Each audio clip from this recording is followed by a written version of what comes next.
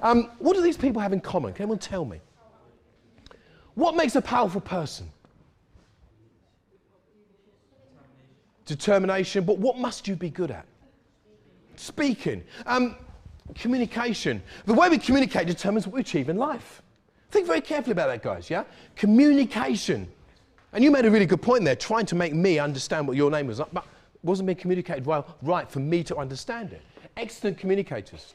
We're all born to communicate, but we must become communicators. Gandhi. I was in Tesco's, you know the small Tesco's in Kingsbury thing? Yeah, I was in there and there was a woman, she was shouting at her child, that is the last time I'm ever going to get anything. She was shouting, and people was looking at her. I'm not getting you anything at all, you're making so much noise, that is it. Right, you're having just this chocolate and I'm not giving you anything else, yeah?